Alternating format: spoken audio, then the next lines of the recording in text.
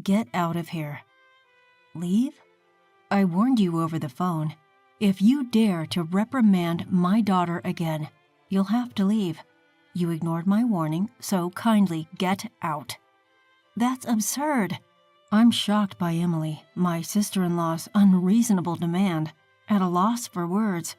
Seeing me silent, Emily continues her tirade. You're just my brother's wife, an outsider. Stop pretending to be part of our family. Hearing these words from Emily shatters something inside me. I had endured Emily's verbal abuse and her daughter Olivia's selfishness, thinking they were family. But now all the things I did with their interests at heart have been entirely negated. I have no reason to respect Emily and Olivia anymore. All right, I'll leave. I reply calmly and start packing. Emily and her daughter Olivia laugh heartily at my situation, but they won't be laughing for long. I think this as I gather my belongings. My name is Chloe. I live with my husband Ethan and his parents. Ethan had requested from the time he proposed that we live with his parents once we were married. At first I hesitated, but when I met Ethan's parents, I realized they were decent folks who respected boundaries. Convinced that life with them would be manageable, I accepted Ethan's proposal. Once we moved in together, my mother-in-law took over all the housework while I worked outside. In turn, I took over the chores when I was at home. We divided the work in the house and everything went smoothly. However, the visits from Ethan's sister Emily were always distressing. Emily has a daughter, Olivia. They frequently visited us, and each time, Emily would take jabs at me relentlessly. Chloe, can I get a cup of tea? I'm so tired from my part-time job and raising my child. You must be relaxed on your days off at home. I'm so jealous. Well, I also work when I'm at home. Oh, the work you do at home is insignificant. I go out to work every day and have a leadership position. Don't compare yourself with me. When it was time for Olivia to find a job, Emily often came over to complain about why Olivia couldn't find one. Olivia is excellent, just like me. The recruiters who reject her must be blind. Maybe she could broaden her job search? Whenever I tried to give advice, Emily would lash out furiously. What? What could you, who barely works, know? Shut up. It seems Olivia finally landed a job after most of her classmates did. Olivia and Emily came over to report the good news to my mother-in-law. Granny, I've got a job. Look. Olivia proudly shows off her job offer letter to my mother-in-law, who smiles contentedly. Well done, Olivia. Yeah, I didn't expect to get into such a large company in the end. The interviewer was kind from the start. Next to Olivia, Emily grins broadly. This company is a subsidiary of the company I work part-time for. My name might be known even in the parent company since I've been around a while. So, I got the job thanks to Mom, huh? It could be. The interviewer saw your name, recognized you as my daughter, and probably had a good impression. Come April, Olivia was to attend a month-long training program for new employees. The training location was only a few minutes away from the home where my in-laws and I lived. Emily, knowing this, called my mother-in-law. Mom, I want Olivia to commute from your house during her training. The training place is over an hour away from our home. We have a spare room and I don't mind at all. Let me just check with Chloe. Do you need to ask Chloe? Well, but that's your house, right? Chloe is just living there. She won't complain. Thanks to Emily's insistence, I only found out that Olivia would be living with us for a month after everything had been decided. I was a bit puzzled, but there was no reason to oppose Olivia living there. I warmly welcomed Olivia, and our shared life began. Once the training began, Olivia was late 1 out of every 3 days, despite the training location being just a stone's throw away. It seemed that her habit of waking up at a fixed time every morning had completely disappeared due to her relaxed student life. Grandma, why didn't you wake me up? I called you many times. If I don't make it in time, calling me doesn't mean anything. Forget it. I'm taking the morning off today. Please call the company and tell them I'm taking half a day off due to poor health. Olivia, you're an adult now. You should be doing such things yourself. If I say I'm too sick to even make a phone call, it'll be more believable. Just do as I say. Taking advantage of my mother-in-law's soft spot for her granddaughter, Olivia had become completely spoiled. Even when she came home from training, Olivia wouldn't do anything for herself. Grandma, I'm tired. Is dinner ready? Welcome back, Olivia. I'm about to make it. What? You're just starting now? Why didn't you have it ready by the time I got home? I'm tired and I want to eat right away. You're so thoughtless. I'm sorry. I'll have it ready soon. Seeing my mother-in-law being pushed around by Olivia, who was probably tired from her first job, I couldn't stand it, and I spoke up. Listen, Olivia, having a warm meal waiting for you when you come home isn't something to be taken for granted. Why don't you show some appreciation to Grandma? Why do I have to listen to you, Chloe? You're not even family. Stay out of it. Not family? I married Ethan, so I am part of your family, Olivia. Family? Mom said, Chloe is my brother's wife, so she's an outsider. Then let me tell you, as a senior member of the workforce, Olivia, that you should take more responsibility for yourself. Waking up on time to avoid being late is a basic rule of being an adult. A senior in the workforce. Chloe, you're not even going to work every day.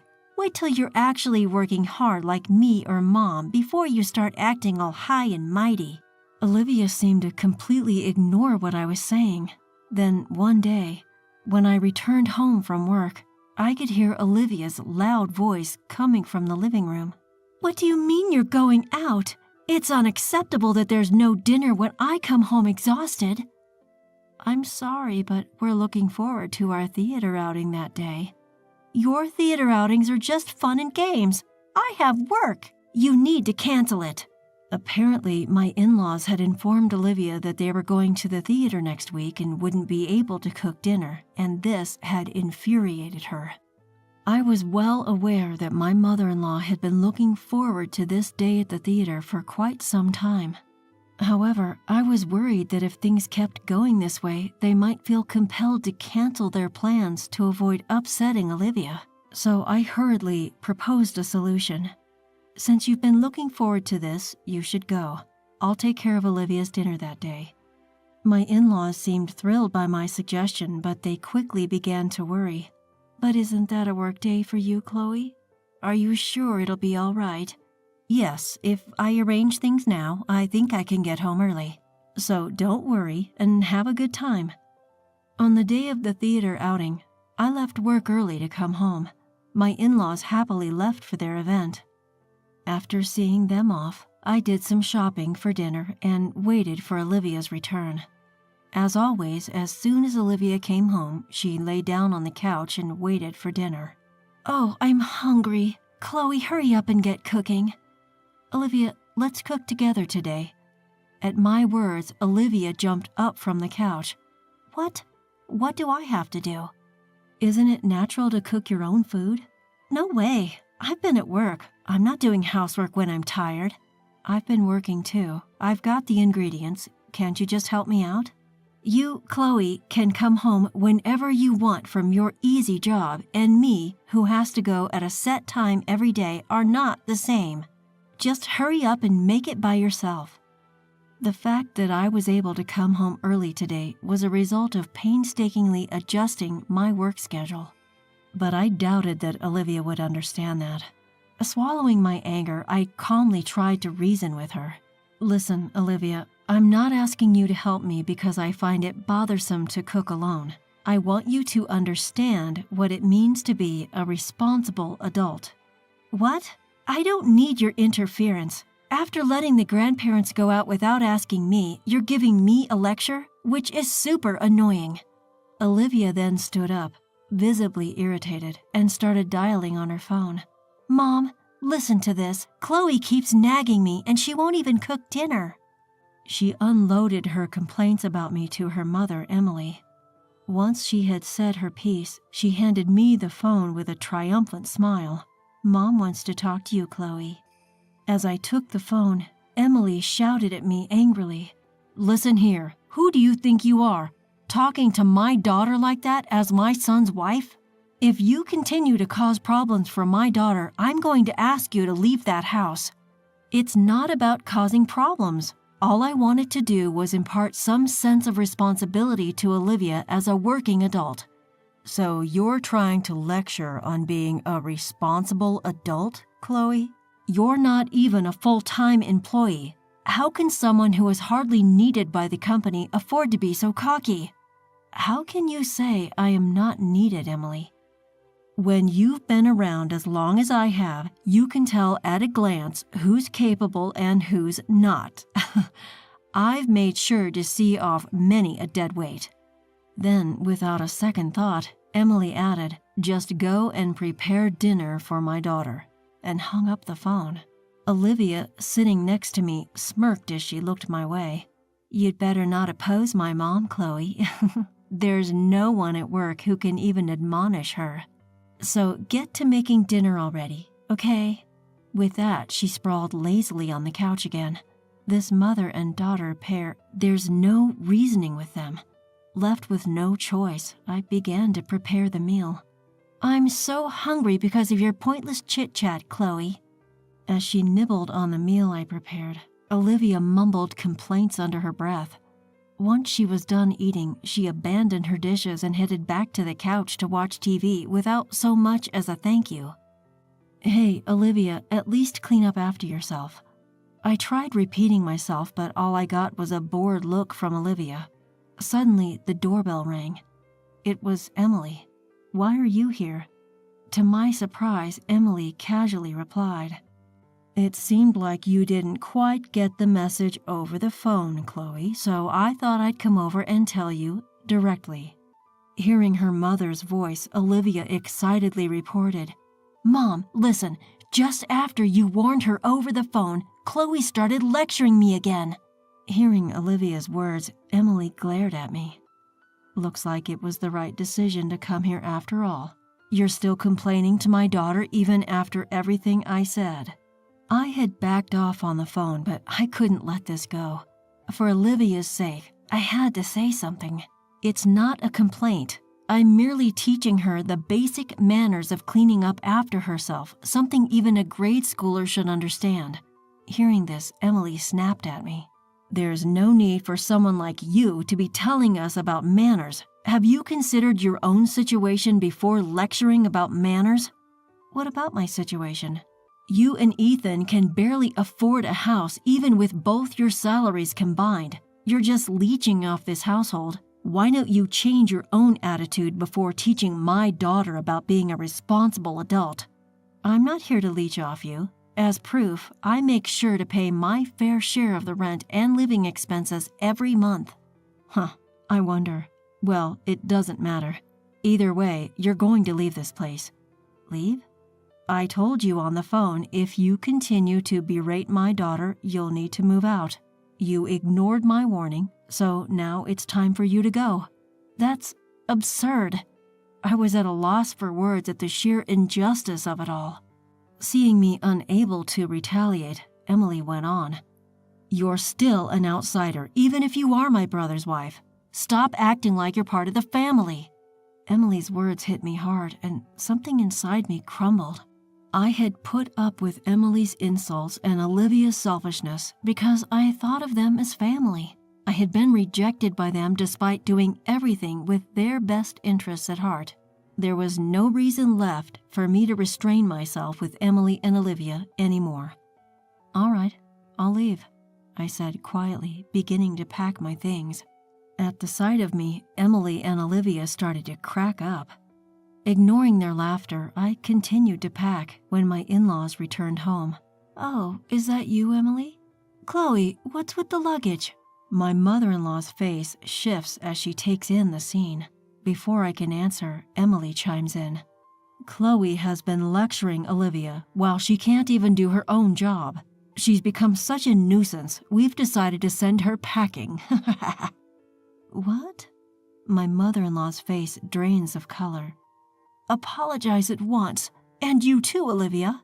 "Why should I apologize to Chloe? If she wants to be part of our family, she should ask us. Maybe then we'll consider it." Emily's statement is backed up by a firm nod from Olivia. My mother-in-law sighs deeply. "You two, it's over for you." "What? What are you talking about? The one who's done is Chloe, right? She's the one being cut off from our family." Emily's brazenness leaves my mother-in-law shaking. "Do you even realize who made it possible for Olivia to get her job?" "That's me, the part-time manager." Emily tries to puff herself up, but my mother-in-law interrupts her. "No, it's not like that at all. It's because Chloe, who's an executive at the corporate office, recommended her to human resources."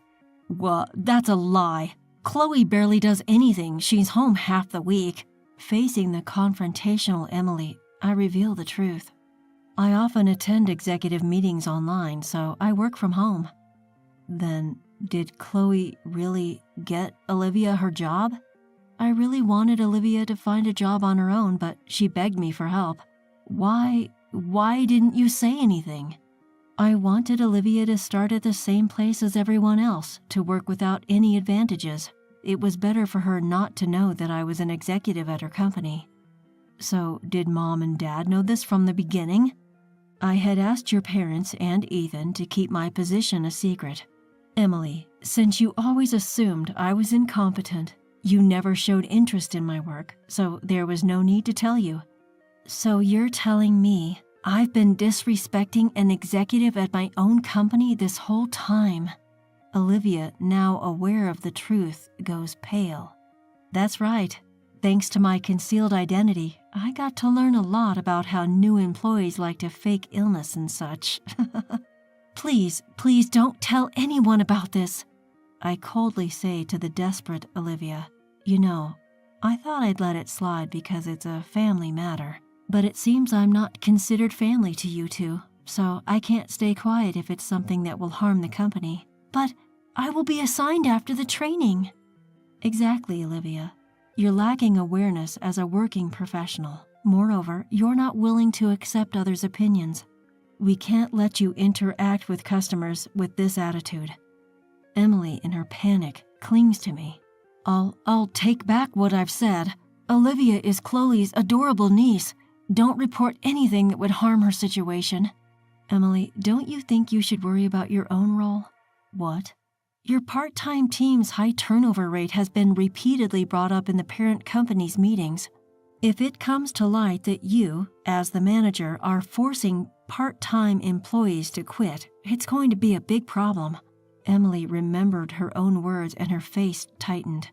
"Wait, that's a misunderstanding. I was just guiding the unproductive part-timers, and then they quit on their own. I'm not responsible for this." "Well, that can be investigated. We have a meeting next week with your company's board members. We'll report this and have it thoroughly examined." "No way. My hard-earned managerial position?" Afterwards, I decided not to leave the house after being persuaded by my mother-in-law, but I did report Olivia and Emily to the company. Olivia ended up attending a training center in the mountains for retraining for 6 months, while her peers were assigned positions one after another. It seemed she was thoroughly drilled on the basics of being a professional. Emily's workplace underwent an audit at my direction. With complaints from other employees and testimonies from those she had forced to resign, it was found that Emily was using her position of authority to cause a lot of stress to those around her. As a result, Emily was fired. Emily seems to have started a new job to cover her living expenses. However, since she's only ever worked at one place before, she's having a hard time getting the hang of her new job. Despite this, she still acts high and mighty and seems to be on the verge of getting fired from her new job as well. At this rate, her life will likely continue to be difficult. On the other hand, I continue to live peacefully, sharing household chores with my in-laws as usual. This incident seemed to have taken quite a toll on my mother-in-law. Chloe, I'm sorry. Because I've spoiled Olivia and Emily, I made you go through such unpleasant experiences. No, it's fine. I was happy that you stood up for me. Having had a good talk with my in-laws, I feel that our bond is even stronger than before.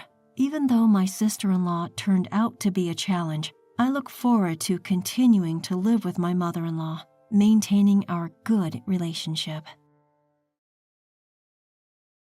If you can't care for my sister, we're getting a divorce. It's been 2 months since my sister-in-law, Mary, returned from overseas and started staying at our house. I was being exploited by her day after day, and the stress was building up. I decided to talk with my husband to see if there was any way to resolve it, but he turned red with anger and demanded a divorce. I argued that it was an excessive leap to come to such a conclusion, but he refused to listen to my words. Let's have a proper discussion about what we should do moving forward. There's nothing to discuss. My sister will stay in this house as long as she wants. Frustration grew inside me as my husband casually uttered those words, and I couldn't bear it any longer. Eventually, it escalated into a big argument. Mary witnessed our situation, and not only did she fail to intervene and stop us, but she also smirked with satisfaction. It was obvious that she was the cause of all this. I had no idea what she was thinking. 2 months ago, Mary, who was married abroad, got divorced and returned to New York. She lost custody of her children to her ex-husband and was deeply heartbroken. She decided to live in a hotel instead of moving back in with her parents to avoid their probing. Eventually, she started coming over to our house occasionally, saying she was lonely. About a week had passed since Mary had started visiting, when one day I returned home from work and my husband stopped me from entering my own room. "Hold on. Don't just barge in there." "Huh? Why?" "I can't have my sister living in a hotel forever, so I decided to let her use this room." He had decided to not only let Mary move in, but to let her use my room without discussing it with me. All my personal belongings were still in the room. "This is a problem. You should have discussed it with me first." "You're such a petty woman. Why can't you just tell her to make herself at home?" "Mary didn't just get divorced, she lost her children, too." I felt guilty, as if I were the one in the wrong when he scolded me like that. As I stayed silent at a loss for words, he told me to make sure to always knock before entering the room. From that day on, Mary started using my room as if it were hers, and started treating me like a housemaid. "You came home late. I'm hungry, so hurry up and make me dinner." "I had dinner pre-cooked, so it will be ready soon." "I'll be playing a game in my room, so call me when it's ready." After preparing the meal, I knocked on the door and called her. She quickly came out, but grimaced at the sight of the meal I prepared. "Spaghetti with meatballs?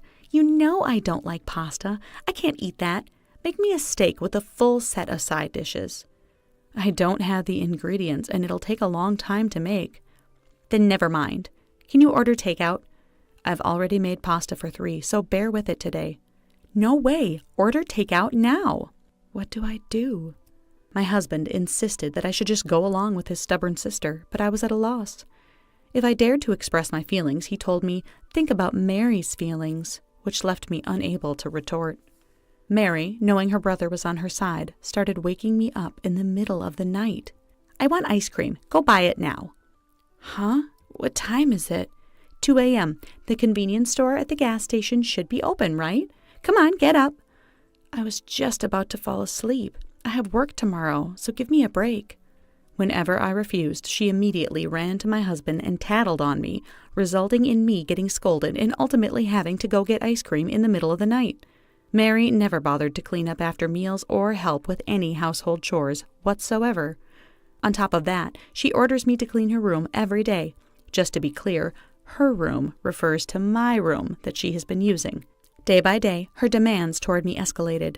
Now she was asking me for money. "Sorry, that's not possible. If anything, go ask your brother." "I can't believe you're refusing. I'm going to tell my brother again. Are you okay with that?" I'd been following her orders, knowing the difficulties she's been through, but if I gave her the money now, I knew she would keep asking for more money in the future. That day, for the first time, I stood my ground and refused to be bossed around by my sister-in-law. Of course, the moment my husband got home from work, she tearfully accused me of harassing her. "Catherine, why did you make my sister cry?" I simply refused because she asked for money. Plus, she doesn't do any household chores, and on top of that, she treats me like a housemaid. I'm emotionally exhausted. It's been over 2 months since she moved into our home. Can't you do something about it? Shut up. If you can't care for my sister, we're getting a divorce. My husband turned red with anger and demanded a divorce. I argued that it was an excessive leap to come to such a conclusion, but he refused to listen to my words. Let's have a proper discussion about what we should do moving forward. There's nothing to discuss. My sister will stay in this house as long as she wants. Frustration grew inside me as my husband casually uttered those words, and I couldn't bear it any longer. Eventually, it escalated into a big argument. Mary witnessed our situation, and not only did she fail to intervene and stop us, but she also smirked with satisfaction. It was obvious she was the cause of all this. I had no idea what she was thinking. Mary uttered terrifying words to me. I'm going to make you regret it. I'm Catherine, currently 27 years old. I'm being constantly manipulated by my sister-in-law. My parents divorced when I was still young due to my father's infidelity. My mother, who raised me as a single parent, passed away from breast cancer when I was 19. Since then, although I had friends, the loneliness of not having a family could never be filled, and I lived carrying that loneliness in secret. It was during those days that I met my husband, Bob. After a year of us being together, we solidified our relationship 3 years ago. The excitement of our early days of marriage has faded, but since getting married, I've been grateful for the presence of a family. Despite this, Bob recently lost his enthusiasm for work, quit his job on his own accord, and has become a part-time worker for 3 days a week. To add to my worries, my sister-in-law, Mary, rolled into our lives. Mary was already married and living abroad by the time Bob and I got married. She was pregnant with her first child, so she couldn't come to our wedding. We never had the opportunity to meet because we were so far away.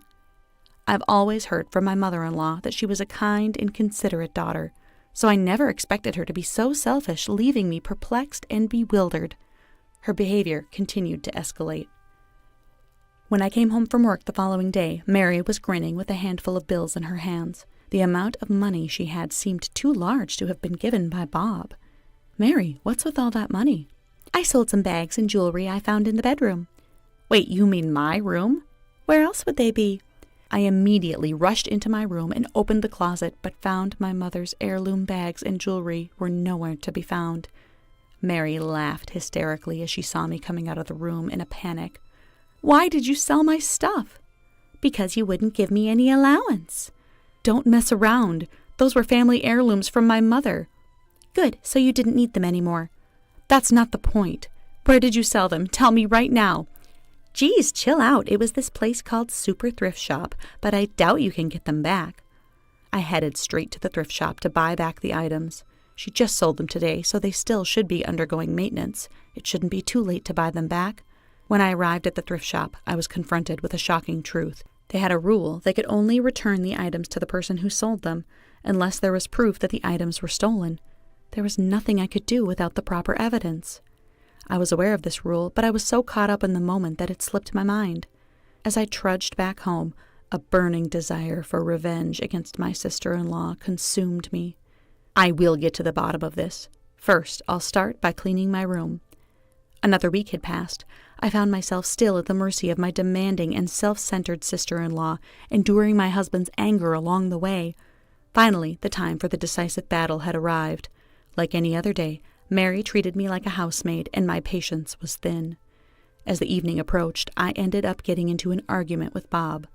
Like I've said before, I can't go on like this if you don't treat my sister better. Are you threatening me with divorce again? If you don't change your attitude toward Mary, I might have to. Lately, it seemed like Bob believed as if he brought up divorce, I would stay silent and obey. As usual, he looked down on me with arrogance, and Mary stood next to him, laughing. That was when the doorbell rang. I opened the door to find my mother-in-law standing there. Long time no see, Catherine. Can I come in? I'm happy you came. Please come in. Mom, why are you here? Upon seeing his mother, I noticed my husband's expression seemed to darken. My sister-in-law, instead of expressing joy at the long-awaited reunion, didn't even show a smile on her face. Why was she behaving like this when her own mother was here to visit? "Oh my, I didn't know you had a friend over." My mother-in-law, upon seeing Mary, said such a thing. "What are you talking about? She's your daughter, isn't she?" "Oh, stop joking. Mary just had her second child. She actually recently sent me some photos." My mother-in-law took out her cell phone and showed me a photo of the real Mary, who was still happily married overseas. The person in the photo was completely different from the woman standing in front of us, claiming to be Mary. As the woman tried to leave the living room in a flustered manner, my mother-in-law sternly stopped her. "So, who are you?" "Well, I am a friend." "Yeah, she's my friend." The lie was apparent from their panicky expressions. That's when I revealed her true identity. "So you aren't Mary after all. I've always thought it was odd. You must be Bob's mistress." "What are you talking about? Don't spout nonsense." I couldn't let him deceive us at this point. I immediately showed my mother-in-law a video saved on my laptop of the two of them getting cozy in my living room. Bob attempted to snatch the laptop away from his mother to prevent her from seeing it, but I intervened to stop him. "What is this? You better have a good explanation." "What should I say?" Taking over for my stumbling husband, I revealed the whole truth to my mother-in-law. "Bob has been letting this woman, whom he claims to be Mary, stay at our house for over 2 months, out of pity for her having gone through a divorce and losing custody of her child. On top of that, this woman sold my mother's heirlooms at a thrift shop without my consent." The footage went out, capturing this woman appearing cheerfully and excited, mentioning that she made money from selling my mother's heirlooms. She even suggested to my husband that they go out and have fun with the money. How could she do such a terrible thing? "So, what's happened to the heirlooms?" "They can only return it to the person who sold it, so it's currently being kept at the thrift shop." After informing my mother-in-law, I turned to the woman who seemed quite uncomfortable. "You are Megan Foster, aren't you?" "No, you're wrong. Don't make baseless accusations. Do you have any evidence?" It's pointless to play innocent. You may not have known, but I happen to be the manager of the super thrift shop. "Huh? I didn't see you there." "I wasn't at the shop on the day my mother's heirlooms were sold because I was attending a meeting at headquarters. Being the manager of the shop, I was able to verify the ID of the person who sold the items. That's how I realized the woman was not my sister-in-law. But I had no definite proof, and I was afraid she might come up with excuses, so I decided to come up with a plan. My mother-in-law had been wanting to go watch a performance by her favorite artist, so I decided to buy tickets for her. The plan was to ask her to come pick up the tickets, invite her to stay the night at our house so she wouldn't have to travel back. Unaware of the situation, she was thrilled, and that's how we got to today. I'm sorry for making you come here without telling you the truth." "That's all right. I understand it's not easy for you to talk about this. By the way, how did you manage to capture the footage?" "I didn't want my belongings being sold without my permission again, so I installed some light bulb-shaped hidden cameras in my room while cleaning. I had a vague suspicion that she might be an affair partner, but I never expected something like this." Sure enough, the footage showed the two of them getting intimate when I wasn't around. It was quite a shock when I first saw the footage, but Bob and I had been arguing whenever we spoke to each other, so I had been thinking it might be time to call it quits. But still, it's tough to witness your husband having an affair. "Catherine, Mom, I was just being manipulated by this woman." "How pathetic of you to say that. Lying about her being your sister and letting her stay at our house. What were you thinking?" "Don't blame this on me. I only pretended to be your sister because if we were caught having an affair, I would be kicked out of the house with nowhere to go." "You keep your mouth shut." "Besides, you were the one who said it would be convenient for me to use your wife as a housemaid. You even said that if you end up getting a divorce as the result of marital issues, you wouldn't be charged with alimony." I was taken aback and filled with rage upon learning that Bob had said all of this. "Now that your relationship has fallen apart, it's impossible to mend things as a couple. Why don't you guys get a divorce? Then you and I can live happily ever after, right, Bob?" "Sure. You've always wanted a divorce from me, so let's part ways. I've already prepared this, so file it when you're done filling it out." As I handed Bob the divorce papers with my name already filled in, he started to panic. "Don't rush things. I have no intention of leaving you. Please, just let this one thing slide." The sight of Bob begging on his knees before me was truly pitiful.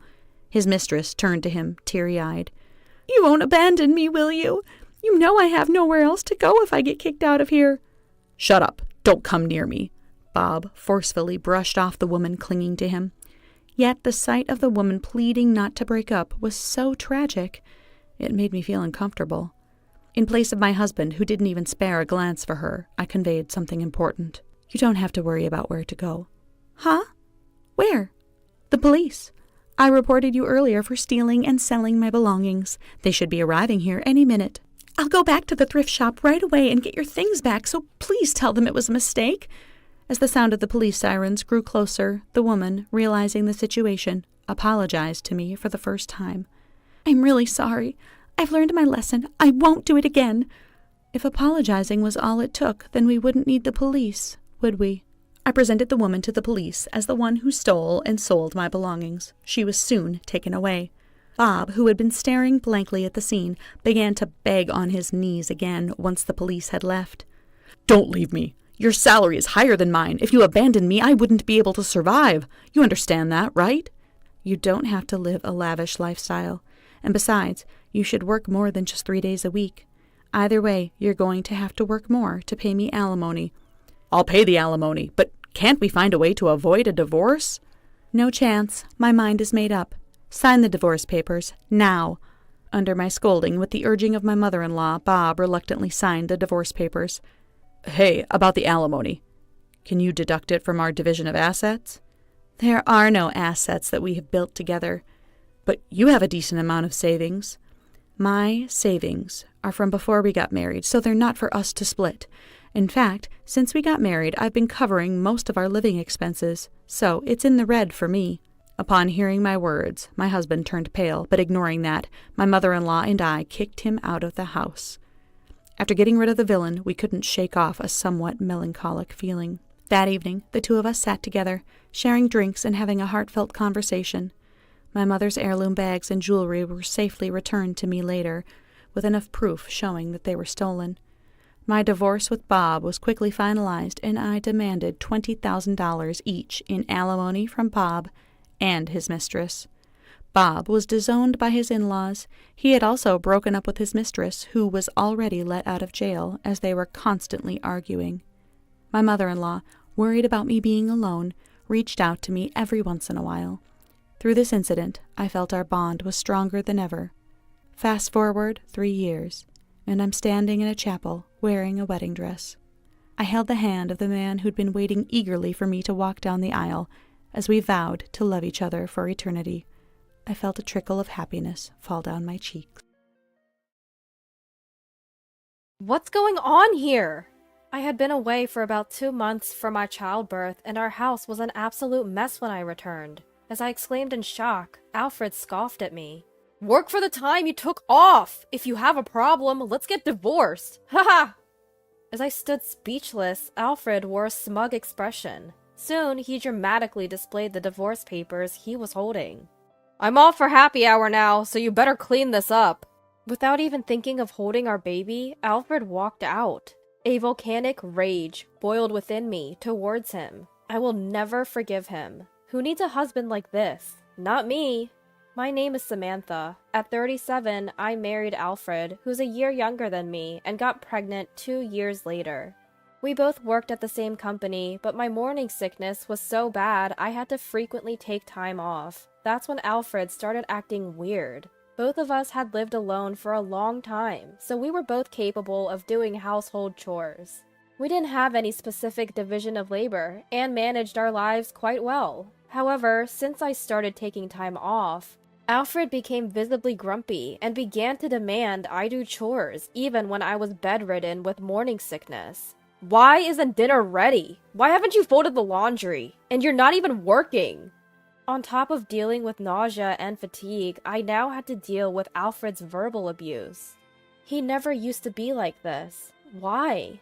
"You taking time off for morning sickness is making things awkward for me at work. I've never heard of anyone doing that. Remember Mabel, who just came back from maternity leave? Apparently, she never had any trouble with morning sickness." But even hearing that, it's not like I wanted to take time off. Morning sickness affects everyone differently. Some have it for their first child, but not the second. It varies from one pregnancy to the next. I feel bad I can't cook or do laundry right now, but it's not like I'm slacking off. Please understand that. I managed to say, lifting my heavy body, but Alfred just glared at me. Must be nice being the pregnant lady and getting away with it. At least you could have made some rice. That's not too much to ask. His words pierced my heart. I couldn't stand the smell of cooking rice since my morning sickness began. It would make me feel nauseous. I had already explained this to Alfred, and still, I couldn't come to terms with how he changed so suddenly. Right now, I'm involved in a major project at work. I don't want to take time off if I can avoid it. I try to get some work done at home, but the nausea and fatigue get in the way. I'm grateful for our baby, but it's tough managing work and daily life.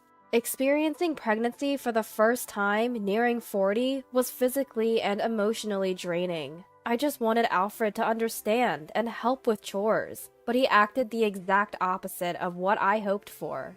It might be true that other women at work don't take time off during their pregnancy, but I wish he'd listen to me, his wife, first. Once my morning sickness subsides, we can return to how we used to be. I decided to focus on that hope, but that hope was shattered. One day, Alfred said, I talked to Nolan the other day. He's never lifted a finger at home. Makes me realize how great a husband I've been. It's always been about you, Samantha. You need to grow up now that you're becoming a mom. Nolan is the husband of our colleague, Mabel. They're the poster couple at work. I've heard numerous stories about how they became a couple and their ups and downs. They're well regarded and trusted. And Nolan never doing chores? I'd love to hear the truth someday. Yet Alfred kept comparing himself to Nolan, piling chores on me. Will I ever have a good relationship with Alfred once our child is born? I spent my days tossed by these emotions. As my due date approached, I decided to give birth at a clinic near my parents' house. A few weeks after moving to my parents, I gave birth to a beautiful girl. Seeing our baby, all the pain and fear disappeared. Alfred changed back to being a caring husband and a loving father. He would feed the baby, change her diapers. While serving tea, Mom praised him. Thank you, Alfred, for coming even on weekdays. Samantha, show some gratitude. Watching Alfred care for our child, Mom was very impressed. Though I had mixed feelings, I had to admit he was stepping up. Maybe holding our child changed Alfred. I thanked him. Thank you, Alfred. I know you're tired from work. Don't overdo it, okay? He smiled and replied, She's our child. It's natural for me to care for her. You rest up, Samantha. He really is back to his old self. A wave of happiness washed over me, and I was looking forward to our life together. After a month-long checkup at the clinic, we planned to return to our apartment with our daughter the next day. Mom looked a bit sad and said, You could have stayed a bit longer. But Alfred had repeatedly asked me to come home early. He probably couldn't wait to start our life together as a family. Excited, I opened the door to our apartment. But what I found was beyond belief. Clothes were strewn everywhere in the living room. Dishes were piled up in the sink. And the brand new baby crib was still in its box. What is this? I cried out in shock. Alfred appeared, laughing mockingly. Finally, you're back. Do you know how hard it was without you? Make up for your absence and get to work. That's why I wanted you back early. If you have a problem, let's divorce. Ha! He spread out the divorce papers right in front of me, making sure I could see them clearly. Alfred's section was already filled out. I couldn't believe that my own husband could be like this. I was left speechless. I had thought he's changed. Our daughter has transformed him. How wrong I was. Without uttering a word, Alfred headed for the door. I'm off for happy hour. If you don't want a divorce, better clean up. Leaving with a condescending tone, Alfred walked out. He didn't even try to hold our daughter, not even giving her a fleeting glance. At that moment, everything became clear to me. His behavior at my parents' house had been an act to get me to come home sooner. I had hoped that one day Alfred would return to being his old self. I believed that as I went through childbirth, but I can't anymore. Holding back the overwhelming anger, I made a decision. I will never forgive that man. Divorce? Bring it on. I'll be the one to leave him. Once I made up my mind, I acted swiftly. I signed the divorce papers he handed me and immediately submitted them to the city office. After they were successfully processed, I packed my belongings and got into the car. I'm coming back, I texted Mom as I headed home. Samantha, what happened? Mom was worried as I arrived. I told her everything, the history, and how Alfred treated me after coming home. She was in disbelief. That? Alfred did that?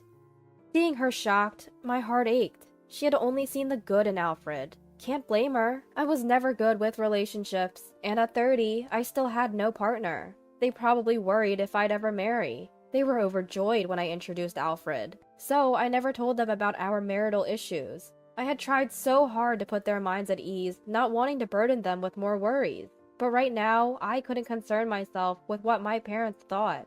I had reached my breaking point. I'm sorry, Mom, but I can't raise our child with a man like that. I've already filed the divorce papers. What? So suddenly? Don't you think it's too soon? Maybe you should think it over after calming down? Upon hearing the word divorce, Mom was visibly shaken. She was strongly opposed to the idea, but my determination remained steadfast. I didn't want to upset Mom, but I needed her to understand my decision. Then my typically quiet dad spoke up, looking stern. Listen, Stella, Samantha isn't a child anymore. She's a grown woman and a mother. If she's made up her mind, we should support her decision. I knew it couldn't have been easy for him. The deep furrows in his brow said it all. But he chose to respect my decision, and gratitude welled up in me. Hearing Dad's words, Mom went silent for a bit. After an awkward pause, she nodded. All right, accepting my choice. Late that night, as I was awakened by my daughter's cries, my phone buzzed. Alfred's name lit up the screen. Ignoring his call, I changed my daughter's diaper and began nursing her. After putting her to bed, I checked my phone again. It was flooded with missed calls and texts from him. Where are you? Not cleaning again? Slacking off, huh? I'll teach you a lesson. Answer me. If you don't come back now, we're seriously getting a divorce. Despite his wife suddenly leaving, his condescending attitude persisted. Reading his messages, my disdain for Alfred grew even stronger. I've already submitted the divorce papers. I sent just that text and nothing more. The next morning, more calls came in, but I didn't answer. If I had, I was sure he'd just hurl insults at me. The texts he sent were, as expected, filled with harsh words directed at me. A week later, the tone of Alfred's messages changed. Can we talk? Please respond. I know I messed up. His once fierce words now seemed deflated. No doubt something happened at work. Even though I was on parental leave, I had informed the company just a few days ago about my divorce. It seems my hunch was right. Among the texts from him, there was a message from Nolan. I'm sorry my messages may have led Alfred astray, especially during such a challenging time for you. I learned from a call with Mabel what had transpired. Apparently, when word of our divorce got out at the company, Alfred tried to paint me as the villain. It's my lazy wife who's at fault, right, Nolan? You've never helped with chores at home, right? It's wrong for men to do housework. Alfred had hoped to rally Nolan to his side with those comments. However, Nolan responded with clear disgust, reprimanding Alfred. I don't believe housework is just a woman's job. Couples should cooperate. That's why I never said I helped. Doesn't mean I don't do it. Don't twist my words to fit your narrative. Alfred, who had been so sure of himself, stood stunned upon hearing the truth. Other colleagues were present, and now rumors about Alfred's behavior spread rapidly. Unable to handle the mounting pressure, he likely reached out to me for support. But it wasn't about Nolan. Alfred had changed, and not for the better. He demanded that I do housework even when I was weakened from morning sickness, made me clean, and do laundry when I couldn't move freely due to my growing belly, and commanded me to clean our messy home right after I came back from childbirth. No matter how much he apologized now, my feelings would not waver. I decided to completely ignore him, but Alfred wouldn't give up. One weekend morning, he showed up at my parents' home. When I opened the door, he began apologizing profusely. I'm sorry! It was my fault! Please, give us another chance!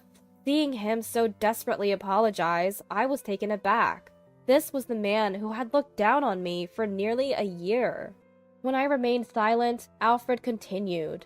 Nolan corrected me. It's not that he never helps with housework, but he sees it as a given, not something he helps with. I misunderstood and took it out on you, Samantha. But from now on, I promise I'll change. I'll do my part in housework and child rearing. Let's try again. You're the liar here. I immediately pointed it out, and Alfred blurted out, "What?" in a dumbfounded tone. I was deeply exasperated by my poor judgment in choosing him as a partner. There's no way I could ever reconcile with such a man. I glared at Alfred and sternly said, "You know, I got a message from Nolan and Mabel, so I've known from the start that you misunderstood what Nolan said. But the thing is, you conveniently interpreted it to push all the household chores onto me. That's all on you, isn't it? Can you not act like Nolan misled you? You're just too selfish." At my words, Alfred looked shaken, but it seemed he still hadn't given up. I'm sorry. It was my fault for misinterpreting. Please. So, no matter what you say, my feelings won't change. Just leave now. I cut off Alfred's words and coldly sent him away. This time, Alfred clung to my arm in desperation. "Please, hear me out. Things are tough at work now. Nolan's family looks down on me, and everyone else is cold. If we can mend our relationship, maybe they'll change their minds." I see. So that's what it is. This man, after all, is just that kind of guy. Only thinking of himself. A truly despicable man. You're always thinking about yourself. Grow up. Face the consequences of your actions. I forcefully shook off his grip. He collapsed to his knees, burying his face in his hands. In the end, my father had to escort him out. A year passed. My daughter started attending daycare, and my maternity leave ended. The idea of working with Alfred again made me uneasy. However, I wasn't willing to let go of what I'd built for his sake. When I returned, everyone welcomed me warmly. At that point, I came to a shocking realization. Turns out, Alfred had left the company more than half a year ago. Apparently, he couldn't stand the looks he got and decided to leave.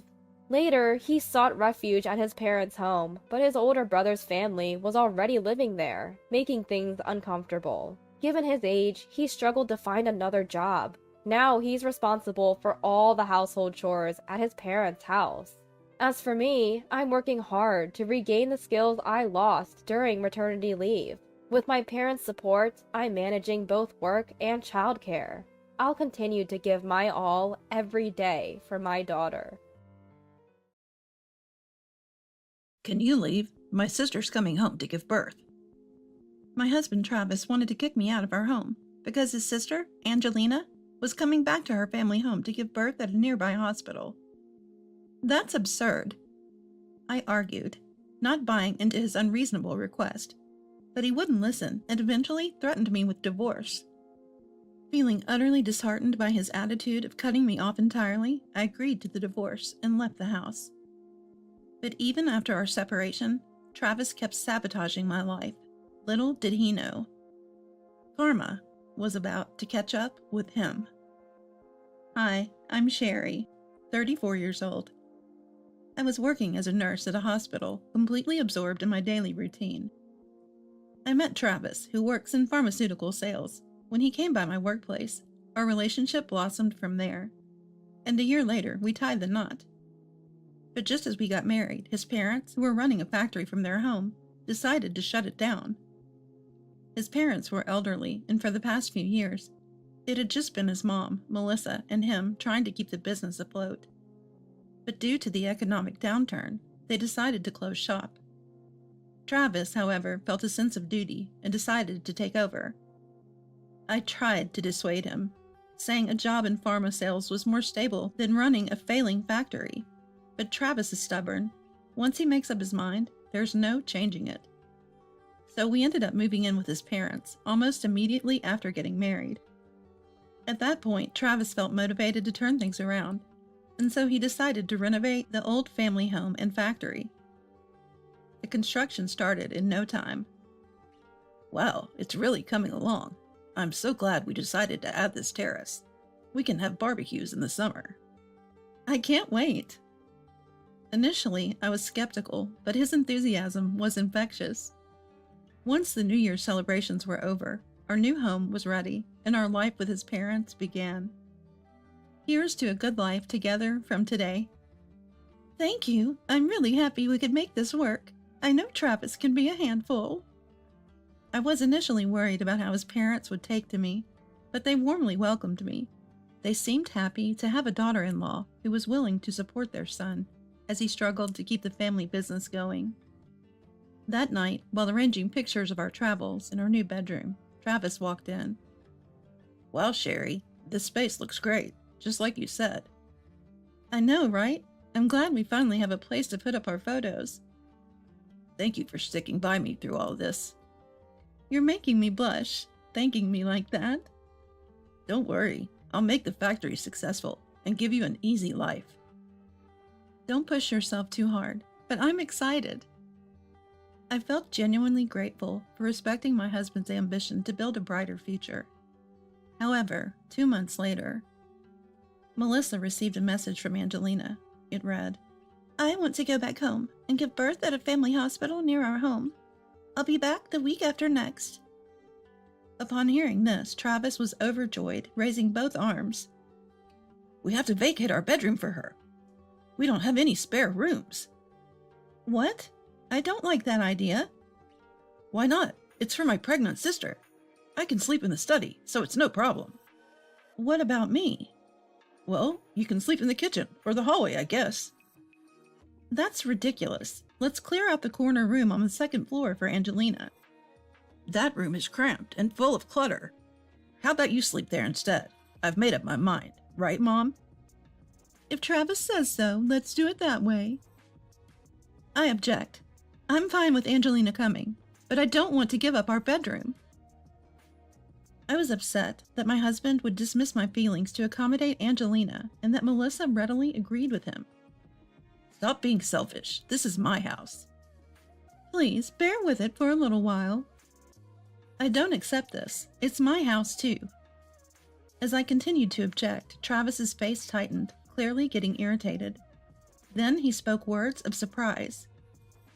What? You're my wife. You should understand. It's odd for you to claim this as your home when you're just my son's wife. What? A wife isn't family, you know. If you hate it so much, just leave. Why? Angelina left home when she got married too. She's my sister. We share blood. Plus, her unborn child could be the heir to this house. Right now, I want to prioritize a potential heir. If you hate it that much, go back to your family home.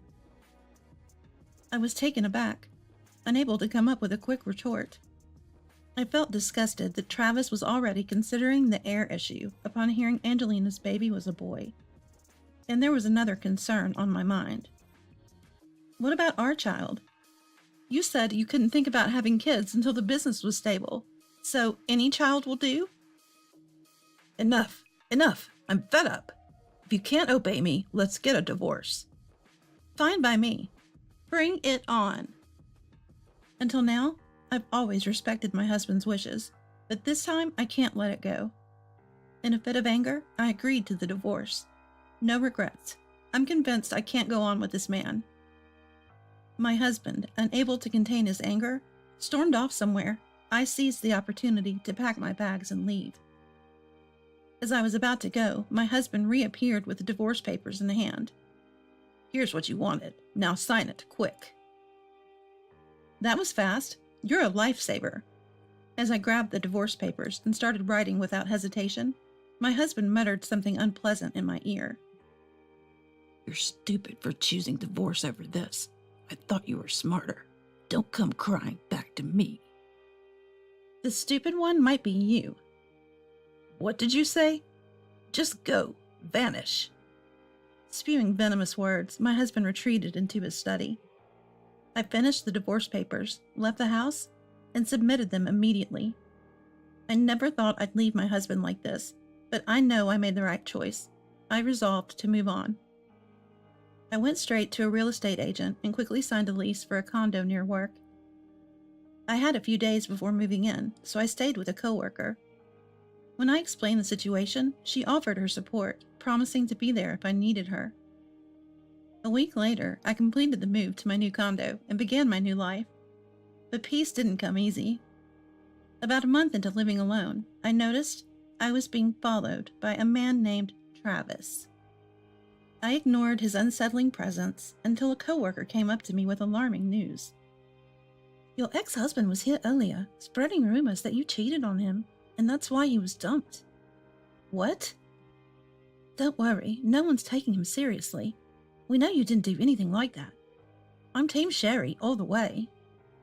Thank you. He probably couldn't forgive me for finally standing up to him.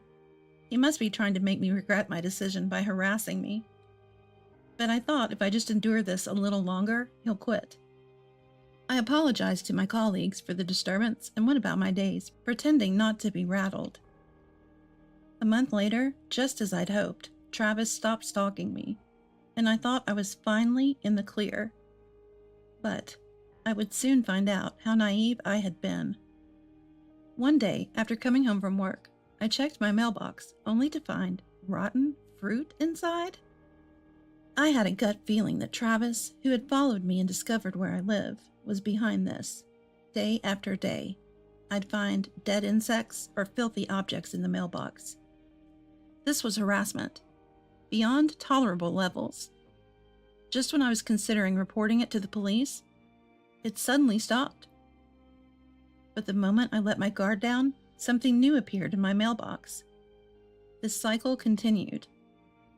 3 months after I had moved out, Travis finally called me. Hey, it's me. Can we talk? Sure. I agreed to meet up at a cafe near my home. I wanted to confront him face to face. It had been a while since we saw each other, and Travis was noticeably uncomfortable. How have you been? How? I'm not doing great, thanks to you. You realize what you've been doing is criminal, right? Yeah, I get it. I'm sorry. So come back, will you? What are you talking about? I regretted kicking you out on impulse. Can we start over? There was no way I would agree to this. He'd been harassing me all this time, and now he was trying to lure me back? But deep down, I knew this was coming. You're calling because you're in a financial crunch, aren't you? It's pretty obvious. That's not it. I didn't want to divorce you. I realized I love you. Really? There's no one as kind as you. Suddenly, Travis grabbed my hand and pressed it to his cheek. I felt my skin crawl and quickly pulled my hand away, then got to the point. Pretty convenient for you, huh? You're behind on the house payments, aren't you? It's not like that. I'm saying we should live together because I need you. Throughout our marriage, I supported you in every way, yet you did everything you could to sabotage my new life. Why should I forgive you so easily? I need you to pay the mortgage to afford living. Please come back. Travis pleaded, his hands clasped in desperation. But I had no intention of forgiving him for the harassment I had endured. Actually, the house we rebuilt was in Travis's name, but I was the one covering the mortgage payments. And to make matters worse, the family business wasn't stable because we had to close the factory temporarily for renovations. So basically, I was the financial pillar for Travis's family. Kicking me out, he should have known money would get tight. Now you're going to realize how much you've messed up. The only thing waiting for you is a world of pain. Then he showed his true colors. I'm apologizing here. What's your problem? Fine. I don't care about you anymore. You better remember this. I'll make sure you won't be able to work. I decided then and there, it's time for some serious payback. Fast forward a week later, I visited a lawyer to discuss alimony and the ongoing harassment I had been getting from Travis. Thankfully, I had video evidence of Travis caught in the act from our condo's security camera. I also got advice from the lawyer that I could claim emotional damages, so I had them send Travis the full legal documentation. Travis, now panicking, reached out to me, and we agreed to meet at the law office. I'll be filing for alimony and damages. You've got to reconsider this. Sorry, but I've already submitted all the evidence of your harassment to my lawyer. Come on, we were married, right? Can't we just sort this out? If you refuse, we'll go to court. I won't budge. My words shattered his arrogance, replacing it with a look of utter fear. I was wrong. I won't do it again. Please drop the alimony and damages. I beg you. Nope. See you in court. Or should I take this evidence to the police? What? Thought you could get away with stalking and dumping trash? You should be thankful I'm keeping this civil. Fine. Let's talk. Realizing I meant business, Travis broke down and finally agreed to his settlement. In the end, he had to pay $10,000 in alimony and $30,000 in damages. He looked like a ghost. The reason I didn't go to the police was simple. His misery was just beginning. His family defaulted on the mortgage payments, ignored the warnings, and their new home was eventually auctioned off. They both lost their home and their business in one go. Who'd have thought? Travis and his parents had a massive fight.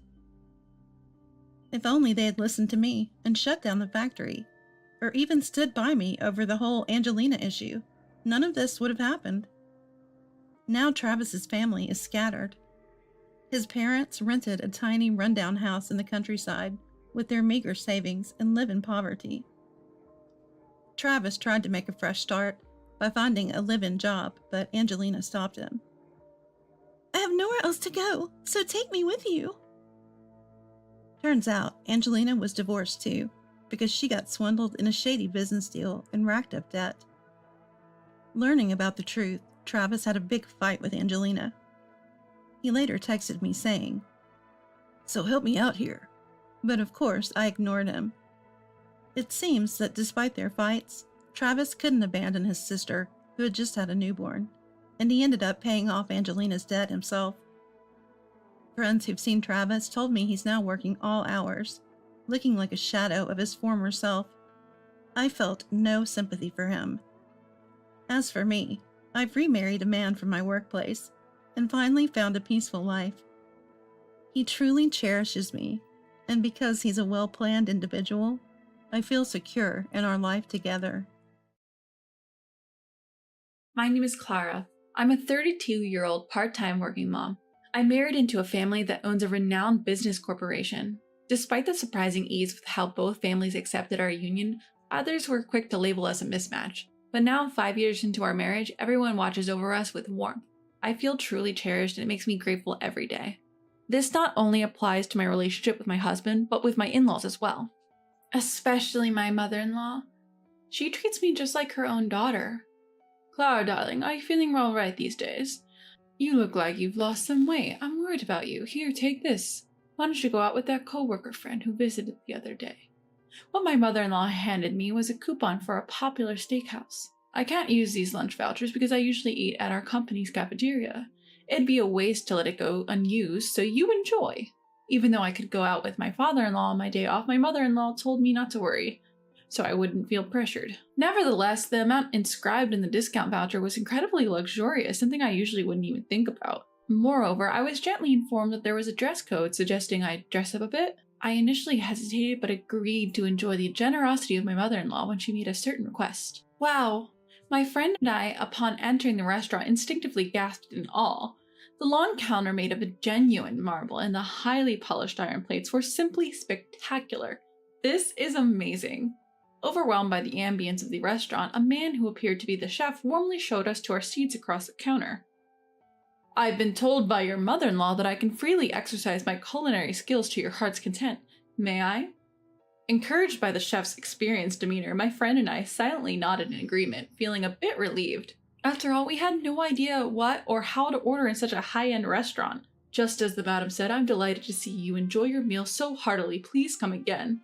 One by one, the delicacies melted in our mouths, and my friend and I, satiated to the brim, breathed contented sighs. The chef watched us leave with a friendly smile. However, that was delicious, wasn't it? The waiter guided us to the exit, scornfully remarked, "You don't even know what you're eating." What? Shocked, we thought we misheard, but then we heard the waiter mutter, "Lunch with the discount voucher," You must have gotten it for cheap at some ticket shop or something. The waiter sneered at us, making us feel uneasy. Seriously, you ate a lot. It's disgusting. Seriously, spare me. Are you even a woman? Gross. His voice was low enough to be heard only by us, but it was unmistakably filled with malice. My friend turned red with embarrassment, bowing her head down. Whether or how we got the discount voucher or how much we ate is none of your business. I don't want to hear anything from you. Let's go. Frustrated and upset, my voice shook, but I made sure to say what needed to be said and then urged my friend to leave the restaurant. As it turns out, my friend and I hold national qualifications as certified garden management engineers, recognized by the Ministry of Land, Infrastructure, Transport, and Tourism. We work in gardening, maintaining parks and roads, and working with greening initiatives. This might sound like a cute job, but it's quite physically demanding when you're out in the field. Our body is our capital. Unlike my slim husband, I can easily carry items weighing more than 20 kilos. Okay, I lied. Well, to confess, my husband can't bridal carry me, but I can lift him. Although we're not fat, we have firm muscles for women. We love our work, but we do have moments when we wish we could be bridal carried. It's a bit of a dilemma, we often joke. Because of our physical demands, we can eat more than twice the amount of food an average woman can. Of course, I love meat. I think the chef made our hearts flutter by saying, "The madam told me you could enjoy the meal to your heart's content, and I'm glad you enjoyed your meal so much because my mother-in-law had told him about us." Still, the deliciousness of the food got the better of us, and we ate more than usual. However, being called disgusting was too much. My heart, which had been so excited just moments ago, suddenly felt deflated. "I'm sorry, it's because I invited you."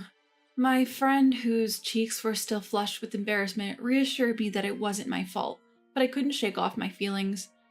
Moreover, I felt pathetic when I opened my bag to give a tissue to my friend who had teary eyes, and I discovered I seem to have left my handkerchief in the restaurant. It was a beloved handkerchief that my mother-in-law had given me as a gift. As I usually dressed in jeans and sneakers for work, I was nervous wearing an unfamiliar dress and pumps and had been holding the handkerchief all the time to hide my sweaty palms. I think I dropped it when I confronted the waiter. I'll go back and get it. The thought of encountering that waiter again was distasteful, but I didn't want to leave my precious handkerchief behind. However, the restaurant had closed for lunch by the time we returned, so my friend, who had come along with me, and I researched for the back door. "Ah, there!" We spotted the chef and the rude waiter near the back door. Even so, to have a customer get angry like that. Wasn't there some sort of rudeness? I said it many times. This is customer service. Depending on your attitude, even the owner's reputation, who is your father, could be affected. You need to be aware of that. Yeah. In response to the admonishing chef, the waiter maintained a sullen face, nonchalantly brushing off his advice. It seems that the waiter from before was the son of the owner of this restaurant. Excuse me for interrupting, but was there a handkerchief left behind today? Feeling guilty about eavesdropping even unintentionally, I quietly addressed them. The chef, as before, responded to me with a smile. "Please apologize properly," he told the waiter. The chef, who had brought the handkerchief from inside, handed it to the waiter and encouraged him to apologize. However, while the chef was inside, the waiter, who had been grumbling things like, "Don't look at me, you scum," not only disobeyed the chef's instruction, but also crumpled up the handed handkerchief and threw it forcefully at my feet.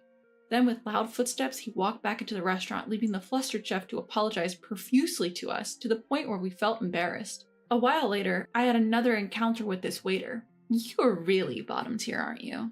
Did you know that? It's obvious in this world that being skinny is ideal. Poor people like you have no demand except for outdoor jobs, and your bones get big, don't they?" I bite my tongue hard to suppress my retort towards the waiter's scornful smile. In reality, the favor I was asked for my mother-in-law in exchange for the discount coupon was a proposal for indoor decorations that would suit the restaurant's atmosphere. "Clara, you also have qualifications in garden decor, right? This restaurant is our business partner. I'd like you to work on it while you're dining there. Wouldn't that be great?" It was a kind gesture from my mother-in-law and a delightful work proposal, but today was a discussion while observing actual plans for the arrangement. But I never expected him to be a part of it. Furthermore, he seemed to have tagged along for the inspection, and in the absence of the chef, who usually plays the role of the supervisor, he was more intrusive than ever. "I've prepared materials over there, please take a look." He was pressuring me with a low voice, checking around to make sure no one was watching. "Oh, not saying anything today? Well, you would be in trouble if you can't get a job from us, right?" "Please, over there." "What? I'm saying this loud enough for you to hear because you're ignoring me." Despite his malicious words and delight in being unpleasant, I remained silent. As much as I hated to admit it, I didn't want to ruin a job opportunity introduced by my kind-hearted mother-in-law because of him. He left the scene with a laugh, shrugging his shoulders at my reaction. Hey Clara, I'm sorry for asking this only a month later, but is it okay to have the next birthday party at the steakhouse we went to last time? My mother-in-law asked me this with a slightly troubled look when my father-in-law's birthday was nearing. It was a family tradition that my mother-in-law wanted everyone to attend my father-in-law's birthday party once a year. All three brothers, their families, and I regularly meet as we all get along well, and everyone looks forward to celebrating not just my father-in-law's birthday, but also my mother-in-law's birthday every year. I told him to tell me his favorite restaurant, he just went ahead and booked it himself. Such a troublesome man. If I had known about this, I would have given you a coupon for a different restaurant, my mother-in-law sighed. Normally, I would readily agree, but this time I couldn't muster a smile because of the waiter. I was feeling apologetic. My mother-in-law suddenly became serious. Something happened, didn't it? Even when I tried to avoid her gaze, she quickly held my cheeks and brought my face close to hers. I confessed everything, and after thinking for a while, my mother-in-law's eyes sparkled. And so, on the day of my father-in-law's birthday, I visited the restaurant again, dressed in the same outfit as last time. Welcome, we're pleased to have you here. Lost amidst my gathered in-laws, I entered the restaurant, keeping my gaze lowered. The chef, as formal as ever, greeted me with a nod and a warm welcome, which slightly eased the tension I felt. However, unlike the counter we sat at last time, this time we were in a spacious private room. As each of us settled at the banquet table, I noticed the figure of the waiter bringing drinks. As he walked past me, his dismissive attitude and his habitual clicking tongue were just as they had been. In fact, the moment the chef left the room, it seemed as if he had discarded all his responsibilities as a waiter. With a dismissive throw of his words, he literally abandoned his service. You want a drink? Pour it yourselves. He showed no embarrassment in pointing to the drinks with such a flippant tone. Frankly, this is not a place for people like you understand? This is a social spot for the wealthy. The presence of poor people like you lowers its prestige. He said this as if it were self-evident and then heaved a dramatic sigh. And that is your best outfit? You look so poor. Haven't I told you before? A bottom-rung, poor, unintelligent glutton who can't even appreciate good food, especially a woman, should never show her face here again. Can't you even remember such a simple thing? Really, spare me. Just go home. With a shooing motion, he waved us off as if chasing away an animal. Furthermore, when we remained silent and unmoving, he seemed to grow irritated and let out another disgusted tisk. At that moment, my mother-in-law, who had been silent until now, asked in a calm voice, "Is that all you have to say?" "What? What is it, old woman? Where did you buy those clothes? Aren't you embarrassed to go out in that?" In response to the waiter's retort, my mother-in-law's demeanor changed dramatically. I felt a sudden chill, but he didn't seem to notice. "You don't want to upset Mom. She's far more terrifying than Dad."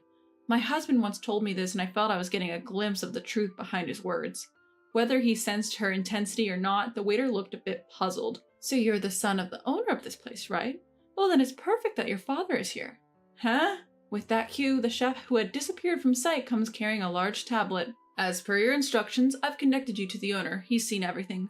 What? My dad?" The waiter's outlandish cry made me internally retort, even in such a time, "Not father, but dad, huh? You're out of character." However, the waiter himself was far from calm. What? Ugh! He stammered, completely ignoring my mother-in-law. "Owner, as you can see, I appreciate our past dealings, but it won't continue as before. I'm going to sell all the shares I hold in this place, worth about $10 million. Despite addressing the owner, she turned her eyes sharply towards the waiter, delivering her words with the clarity of a biting frost. "It's a good lesson for you to see what can happen because of your attitude, isn't it?" The waiter, finally grasping the critical situation, stammered again like a frog frozen under a snake's gaze. You are..." He finally remembered about respect. My mother-in-law cut him short. "Oh, I'm just a poor person who doesn't need to give you her name." The waiter dropped to his knees as if his legs gave out. It was then that the owner's voice resonated from the tablet. "Madam, I really don't know how to apologize for this. I feel terrible having to do this over a screen. My son has done something truly outrageous. I'm sincerely, deeply sorry." "I don't care about me." Cutting off the owner's desperate pleas, my mother-in-law showed a clear sign of anger for the first time. "Clara is my pride and joy. When my son told me he wanted to marry her, I went to see her work from afar. Her work was meticulous, polite, and diligent. She's an honest woman who doesn't change her attitude depending on who she's dealing with. She doesn't deserve to be looked down upon by someone like you. No matter what clothes she wears, she's always bright, a bit clumsy, and has an irresistibly cute smile. Claire's just that way. No matter what you think, I want to fill her belly with delicious food, and watching her enjoy her meals is my happiness. Well, I won't forgive you for hurting my dear daughter again and again." My mother-in-law's determined statement overlapped with the image of my own mother in my mind. despite the differing appearances and demeanors. My mother-in-law, who was doing her best to protect her daughter-in-law, felt just like my own mother. When I noticed my husband was gently embracing my shoulder, and I realized I was crying from the warmth of his touch and the handkerchief he handed me. Sorry, I don't want to dirty your handkerchief with my snot. Can you get me a tissue? While my husband was trying to hold back his laughter on one side, I needed many tissues for my tears.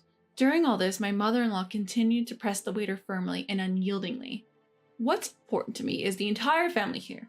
None of us should be belittled by you. Our outfits that you snickered at are indeed no-name brands from chain stores. But for my dear family who are willing to joyfully wear clothes that they know will be looked down upon and are not even to their own tastes, I feel proud. You don't need to judge people by their fashion at first glance. As long as you cherish what's important, everything else doesn't matter. I'm sorry. Facing my mother-in-law's wrath head-on, the waiter began to tremble and apologized. You're absolutely right, madam. He was unbelievably rude to your family even though he didn't know they were related to you. I'll disinherit my son this instant. Dad! Don't call me with that embarrassing name, you failure. I made a mistake in how I raised you. Your younger brother will take over the company. Don't ever come back. Dad! The owner's son, Disown, clung to the tablet but was let out by the concerned chef. I'm sorry for involving you in this mess. What are you talking about? What happened was just clearing the way to enjoy a delicious meal. Today we're going home saying how tasty and fun it was. Well, if I had to say something to everyone who came along with us, it would be more than just I'm sorry, right? Huh? Puzzled by her bright insistence, I blurted out, Mother-in-law, you're so cool. The unexpected compliment slipped out of my mouth, causing my husband to burst out laughing and the rest of my in-laws to clap and laugh heartily. After that, the owner's son seemed to be struggling to live in a small apartment after being kicked out of his large family home. The owner also found himself scrambling to stabilize his rising stocks after learning that my determined mother-in-law had really switched her stocks to another company, and her friends followed suit, causing the previously soaring stock price to fluctuate.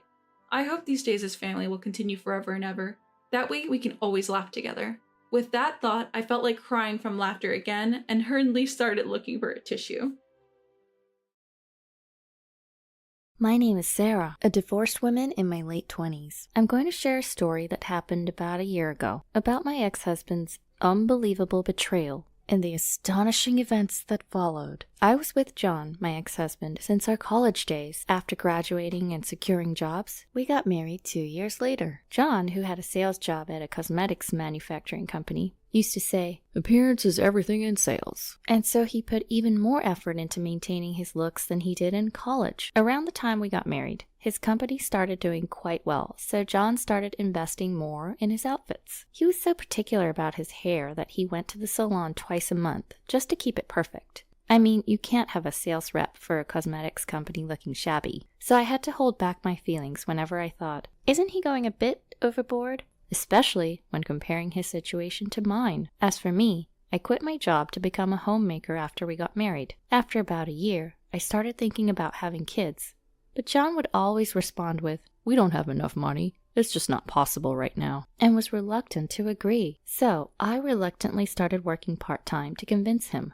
I juggled 2 jobs, worked 5 days a week at both a gas station and a grocery store. It was exhausting, both physically and emotionally, to the point where I felt I might be busier than John himself. I couldn't even go to a hair salon often. Yet what kept me going was John's kindness that he expressed occasionally. Once every 3 months or so, there were days when he would make a reservation for the both of us at the hair salon. We spend the whole day together, just being out on a date. We would get our hair done in the morning, and then go shopping or watch movies. Although there were things I wished John did better, the time spent together on our dates made up for it. Those dates helped ease out our tension and maintain our healthy relationship. However, 2 years after getting married, Megan, a friend from our college days who lived nearby, told me this. "Sarah, did you know there's a rumor going around that John's cheating on you with another woman?" Of course, I, who had no way of knowing such a thing, was shocked. Unlike me, Megan was already a mother of 2. She was enjoying her daily meetups with other moms in the park. Among the gossip there,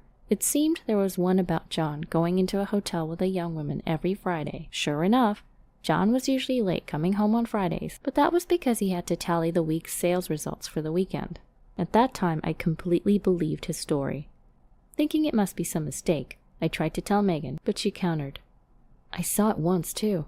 Megan grabbed my shoulder and persuaded me in a strong tone. "Something's fishy for sure. You have to talk to him about this." That day, I told John about the gossip. Really because Megan pushed me to talk to him, but also because I wanted to be reassured and tell others that it wasn't true. I thought that if I confirmed this with John and he denied it, I could feel at ease. As expected, John refuted my story, saying it was just a rumor. There's a female employee who came from out of state for our meeting. It seemed she would be late returning home, so I took her to the hotel she stayed at. Don't take strange rumors seriously. He snapped back and denied the rumor. I didn't think he would be this upset for being doubted, so I didn't know how to respond for a second. Then I felt very bad for doubting my husband when he did nothing wrong. I deeply regretted accusing my husband of cheating even for a bit. However, right after that, I witnessed my husband entering a hotel with a woman. The two of them, arm in arm, looked like nothing but lovers. John was wearing the suit he had worn to work that day, and the woman was in a hoodie. It didn't look like something you'd wear to a company-wide meeting. I remembered that they were seen going to the hotel every Friday. So I started to stake out around the hotel in the evenings every Friday. And sure enough, every week, John appeared with this woman. John always had his sunglasses on, and the woman had her hood deep over her eyes, seemingly trying not to be noticed. But it was the figure of my husband whom I saw every day. He wasn't under much disguise, so it was clear that it was my husband. I knew I needed proof, so I took pictures with my phone. I had to do something, so I took the initiative to contact my in-laws and explain the situation. However, the two of them, who've always been sweet on John, their youngest child, brushed off my story as if it were just a rumor. What a nice guy escorting a girl who's on a business trip safely to her hotel. Seeing my father-in-law start to praise John, I showed him the picture of John with this woman. Please, you two, look at this. The two of them seemed a bit flustered when they saw the pictures, but they quickly composed themselves. A young man with a young woman? It's normal for others to take it that way. The mother-in-law laughed, and the father-in-law nodded in agreement. The fact that it's every week is strange, and no matter how many times I look at the woman's outfit, it doesn't look like she just left the office. Their reaction got on my nerves, so to prove my husband's infidelity, I decided to get some more solid proof. I knew John was careless. He often leaves his phone on the desk with all of his notifications on. Everything pops up on his screen, both the messages and its senders. I'd never thought about going through his notifications until now, but of course, it was different this time. I took a peek at his phone that was left on his desk as usual. Looking forward to our beach trip on Friday night. I was both shocked and dumbfounded. I couldn't believe they were brazen enough to chat about such a thing through texts. I felt like they were treating me like I was stupid, which only intensified my anger. That very night, John told me that he had to go on a trip starting Friday night for his company's gathering. He said it so casually, but I knew it was just a facade. It was amusing to see him trying to hide something so obvious, and I felt a sense of superiority. When I asked where he was going, he responded with the name of a beach resort by the mountains. It seems he's staying at a hotel, which we've been to together before. When I called the hotel, they indeed had a reservation under John's name for Friday night. That Friday, I decided to bring my in-laws to the said hotel. Charles, my nephew-in-law, a vocational school student living with my in-laws, also wanted to come. He must have heard from my in-laws. Charles is the only son of John's eldest brother. He lost his parents in a car accident when he was in elementary school, and has since been raised by my in-laws, perhaps due to their close age. Charles was particularly fond of John among many uncles and aunts. Following John's lead, he even started to become interested in fashion, and has been saying he wants to be a hairstylist. John seemed to be very happy that Charles liked him. The two of them were more like brothers than uncle and nephew. They called each other by all sorts of nicknames, too. He must have found it hard to believe the unfaithfulness of his beloved young uncle. Just like me, a little while ago. He must have wanted concrete proof that things were not what they seemed. The thought of this hurt my heart, but in the end, he couldn't come because he had school. A fateful Friday, I arrived at the hotel a little earlier than the time John and the women's check-in time, and waited for them with my skeptical in-laws. He's probably not coming, my father-in-law murmured, relieved when they didn't show up after waiting for a while. However, just as my father-in-law sighed and started to get up from his seat, they arrived. A man in a suit and incongruous sunglasses, and a woman whose face was half hidden by the hood of her hoodie, arrived. As soon as the two walked through the entrance of the hotel, they kissed without waiting for the automatic door behind them to close.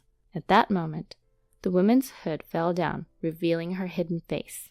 I was stunned by the beauty that had come into clear view. She had cute acorn-like eyes, a small nose pointed up, beautifully upturned lips, and her inner hair beautifully dyed bright red. which was familiar. She was the hairstylist at the hair salon my husband frequented. I had had her shampoo and blow dry my hair several times. I remember talking to her across the mirror, saying, "I'm going on a date with my husband after this." I was completely taken aback. I had been unknowingly going to the salon where the woman my husband was cheating with worked, excited about my post-haircut date with him. Did she think I was a dumb old woman, oblivious to my husband's infidelity while she dried my hair? Thinking this, my anger began to boil. I wanted to strike down both John and the woman. I looked at my in-laws. You both understand now, right? John is undoubtedly having an affair. They made faces as if they had bitten into sand and apologized. Never mind that. Could you please cooperate with me? Later at dinner, my in-laws and I sat next to John and the woman. My plan to get back at them was quite simple. We would appear in front of them and confront them in a situation where they couldn't make excuses. I thought that if it became known that he had been unfaithful not only to me, but also to his parents, even John would learn his lesson. "Good day." As I greeted him, John, turning to me, widened his eyes so much that the outlines of his pupils were discernible. His lover asked, "What? Who are they?" But John's half-open mouth just flapped without any words coming out. Anger surged in me again towards his mistress, who didn't even recognize me. I retorted in a sharp tone. "More like, who are you? A colleague from work?" For the first time, his mistress reacted and was taken aback. Seems like she finally recognized me. She tried to get help from John by making eye contact, but John was stunned too. I blurted out, "So it's true that you go to a hotel with some woman. How could you be so bold and lie to me? You were actually cheating on me, and yet you got mad at me for doubting you. As soon as you guys entered here, you two were kissing. We saw it clearly." At this point, anger flared in John's eyes. He glared at me and said in a low voice, "Cheating? What do you mean?" and raised his voice. "So you're telling me it's all my fault? Shut up. You were so busy with your part-time job or whatever, and never bothered to dress well for yourself. You always look so shabby, and I can't be going out with someone like you." Spurred by my husband's counterattack, his lover suddenly became more energetic. "By the way, are you his wife? I couldn't even tell at first glance because you look so shabby. Gosh, I even gave you a wonderful haircut at my place." How dare you talk to her like that? Finally, my father-in-law raised his voice. "John, shut this girl up right now. And John, how dare you talk to your own wife like that?" "Shut up. That's how you make me the bad guy. Well, that's to be expected. Unlike my older brother and sister, I'm never good enough. You always made me take on extra classes because I was never talented." "John, that's not right." "Shut up, old hag." John raised his voice again, but my mother-in-law was right. My mother-in-law had always told me, John's older brother and sister struggled in school, so we made John attend extra classes and tutoring, so he wouldn't have to struggle like his siblings. We did everything we could to make sure John didn't fall behind in school. He was showered with love, yet his view was skewed. After that, John continued to insult me and his parents, who tried to confront John, loudly calling them old man and old hag. "All of you don't understand me and always put me down. That's why I couldn't stand it and went for a girl who understands me. What's wrong with that?" Suddenly, John's phone rang. It was a call from someone. At first, John ignored it, but annoyed by the relentless ringing, he took out his phone to check it. Immediately, I could see the blood draining from John's face. Wondering what was wrong, I peeped at the screen to see a text. And just by looking at the text, I could tell his fury was flooding in like a demon. "How dare you? Because of you, our reputation is ruined. What are you doing and where are you? Come to my office right now." For some reason, John's boss was furious. I had no idea what was going on. John's phone went off again. This time it seemed to be a call, and John answered in a flustered manner. "Charles, it's not what you think it is. I can explain." He got a call from Charles. From the moment I confronted John, I had called Charles to let him hear everything that went down. Charles requested for me to do so. Charles' voice was loud enough for us to hear. "No, I know just exactly what you did. I heard everything. I can't forgive you for all the rude things you said to your wife. And berating my grandpa and grandma. How dare you? Also, Ashley will get a call soon too." At Charles' words, John's mistress shuddered. Huh? How does Charles know John's mistress? She's getting a call? From whom? I wondered, but I soon learned why. I'm currently interning at a hair salon for school, and the owner of the salon's right here with me. He's been listening to everything. He said he's even contacted your boss, John. Yes, that's right. Charles is aspiring to be a hairstylist and attends a cosmetology school. The salon where he is interning turned out to be the one John frequents. In retrospect, I just remembered that Charles was the one who introduced the place to John. But why would his manager call John's boss? In the middle of the call with Charles, John's phone went off again. John hurriedly looked at his phone, which he held up to his ear. The call was from his boss, the same one from earlier. "I'm so sorry." The first thing that John said when he put the phone back to his ear was a strained apology. However, the voice on the other end was just as furious as earlier. "No apology will make up for this. You having an affair with a worker from the hair salon run by our CEO's older brother. I let you be in charge to handle business with that store, since your nephew happened to be interning there. But how dare you make a fool out of us? Our CEO's older brother said he will no longer buy our cosmetics or our shampoo products ever again. He said he'll spread the word to the people in the industry too." I was even more flabbergasted. Who would have thought that the hair salon was a business partner of John's company, and its manager was the CEO's brother? But the most shocking revelation of the day was yet to come. "That girl, she's engaged to the son of the CEO's older brother, right? Did you lay a hand on her knowing that?" I was dumbfounded. The woman had been cheating with John, even though she was engaged to the son of her manager. To summarize, John had an affair with a girl that worked at the hair salon that Charles had introduced him. The place happened to be owned by the older brother of John's company's CEO. The hair salon was actually an important client for John, and even worse, the girl he cheated with was engaged to her manager's son. It was clear that this would cause trouble in many ways if people found out. The audacity of these people. John's mistress also got a call. "Ashley, do you think it's okay to have an affair with your client? You're even engaged to my son. What did you say to his wife?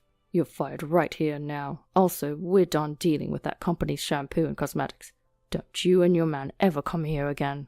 The frantic behavior of John and Ashley after that was something to behold.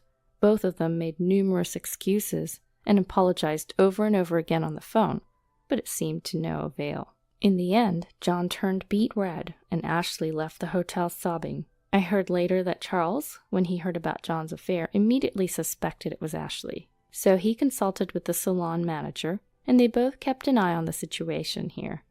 After that, I divorced John. At first, he said, "I don't need you anyway." But after Ashley told him she had been fired because of him, he turned around and started pleading with me.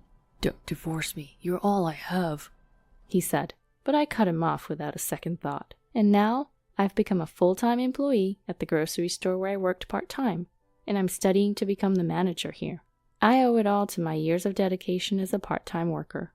I don't need to rely on John's income anymore. By the way, I hear that John's sales performance has deteriorated rapidly since he lost the deal with that beauty salon. The rumor spread at his workplace, so I'm sure it affected John. According to Charles, John quit the company voluntarily. He was either encouraged to resign or felt uncomfortable staying at his workplace. After graduating from his cosmetology school, Charles got a job at that hair salon. Now I am his regular customer. Although, he being a novice hairstylist cannot yet handle real customers, so he practices on me by cutting my hair. "It's practice, so it's free," Charles says, but I feel bad about that, so I pay at least half the actual price. To be honest, Charles occasionally asks me out on dates, but I want to prioritize my work and my own time for now, so I politely turned him down. My loving husband was diagnosed with terminal cancer, and to cope with the sorrow, I threw myself into my work. One day, a man claiming to be a lawyer approached me. "Your husband has submitted a request for $5 million in damages. Are you having an affair while he's sick in the hospital?" The man smugly presented photos claiming to be evidence of my infidelity, but I had no idea what he was talking about. "We've already gathered evidence proving that you're the woman who's too busy dating to care for her sick husband." I was taken aback by the man's arrogant words. What could this guy possibly know about me? Feeling as if he was challenging my entire life up until now, I decided to take the man to my home to show him the truth. Along the way, I didn't forget to give a secret signal to a middle-aged woman in the neighborhood as we passed by. My name is Melissa, and I'm 27 years old. I currently run multiple web media platforms and make a living from it. What should I do about this? Sitting in my living room, I mutter to myself as I stare at the computer screen filled with text. Melissa, let's take a break. My husband Kevin comes out of the kitchen and hands me a steaming cup of warm coffee. Thank you. I smile at my partner, who sits beside me as I accept the coffee. Kevin is not just my husband, he's also my work partner. I've always loved writing, so I started as a web writer during college. But I hit a wall after just a few months since I began without any experience. A friend told me, I know someone else who's into web writing like you, and introduced me to a man. That man would later become my husband, Kevin. Kevin also loved writing, and he'd been a writer longer than I had. So he taught me various things, from writing skills to how to get work. Initially, we were just good work colleagues, but as we spent more time together, our relationship gradually turned sweet. Before we knew it, we became indispensable to each other, transitioning from good work colleagues to beloved partners. After graduating from college, we went into business independently as web writers, and together we started to run and operate web media platforms. As our work progressed smoothly, our relationship evolved from beloved partners to one-of-a-kind family. Now, as a married couple, we mostly work from home and are always together, both for work and in our private life. When I tell this to my friends, they're surprised and ask, "Don't you get tired of being together all the time?" But whether it's because we're on the same wavelength or something else, we actually find it quite comfortable. It's probably also thanks to Kevin's calm and gentle personality. I never doubted for a second that my life with my loving husband would continue forever. One day, prompted by a friend, we decided to go for cancer screenings. We often joked that we're both so healthy, sickness isn't even in the picture. But with a friend's relative getting diagnosed with cancer, we thought this was a good time to get checked. As it turned out, I was fine, but Kevin needed further testing. By this point, a sense of unease had already set in. Kevin kept saying, "I'm fine, nothing's going to be wrong." But I couldn't shake off my worry. Then the detailed test results came back. Kevin had cancer. Moreover, the doctor told us it was at an advanced stage because it was detected late, and I collapsed right there and then. Kevin had cancer, and it's advanced? We'd had yearly checkups and nothing had ever seemed off.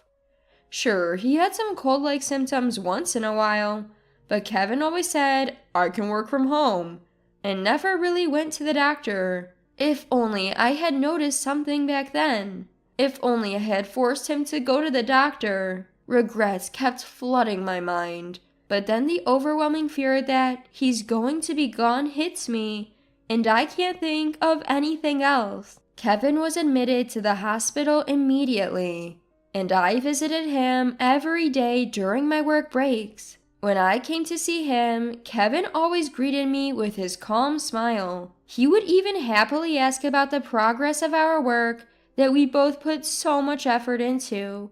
Seeing his face made me think, I have to protect this job no matter what.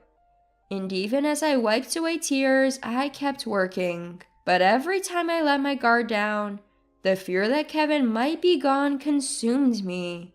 To distract myself from the sorrow, I took on a part-time job at a nearby supermarket in addition to our web media work. Days went by like this, and a little time passed. As usual, I visited Kevin in the hospital, finished my shift at the supermarket, and was on my way home.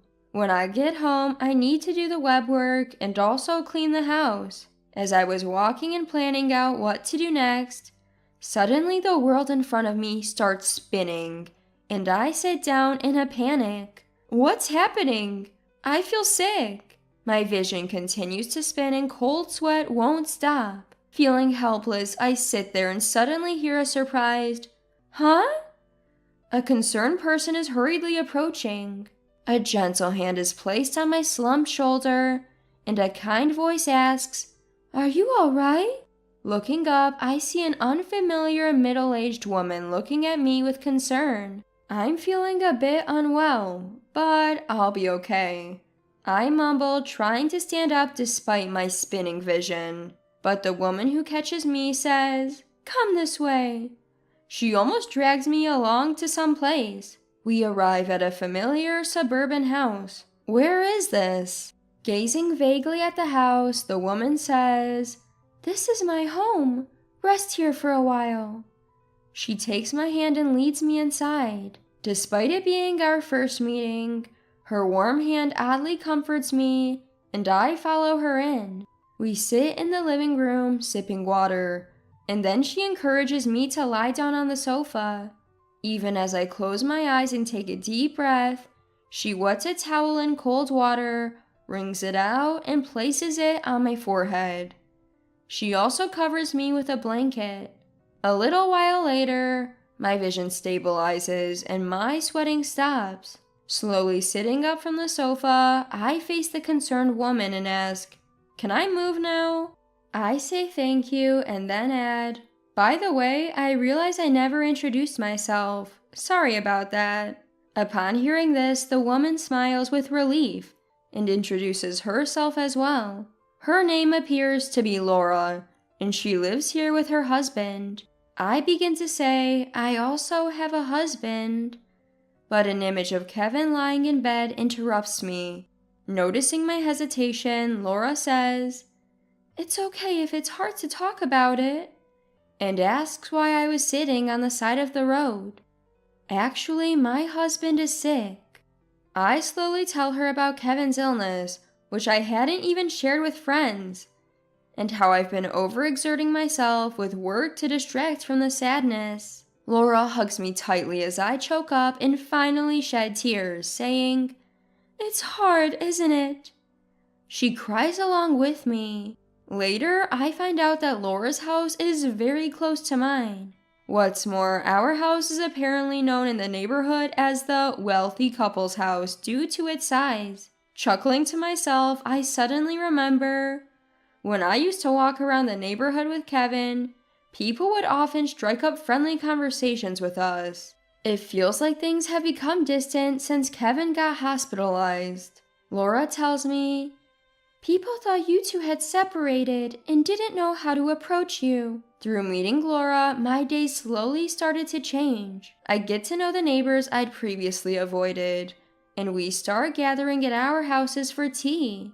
And every time I struggle to watch Kevin's health deteriorate, Laura is always there to touch my hand and encourage me with her warm touch. Then one day, Kevin receives permission for a temporary return home, marking a long-awaited moment. A temporary return home. These words signal the last moments we'll get to spend with Kevin. I decided to make the most of this time and fill it with smiles. "So, Kevin, now that you're home, is there anything special you want to do?" First thing he says, "I'd like to see Laura." While Kevin was hospitalized, I had told him how Laura and the neighbors had been taking good care of me during my daily visits. To fulfill Kevin's wish, I let Laura know we'd be stopping by. On our way, a quick glance at Kevin revealed a certain resolve in his face as he stared straight ahead. We arrive at Laura's, who welcomes us with her ever-present warm smile. She takes Kevin's hand and says, "You really are loved." Her eyes meeting mine as she smiles. Feeling a bit embarrassed, I tell Kevin, "Well, you know." Our eyes meeting, his face a mix of laughter and tears. During a break in the conversation, as I'm about to head back to the living room from the restroom, I overhear Kevin's earnest voice from the other side of the door. I listen closely and realize he's talking about me. "Please look after Melissa when I'm gone." Hearing those words, I felt a stinging pain at the back of my nose, and realized tears were falling. So that's why Kevin wanted to come here. Hearing Laura's gentle, "Of course," I couldn't stop my tears.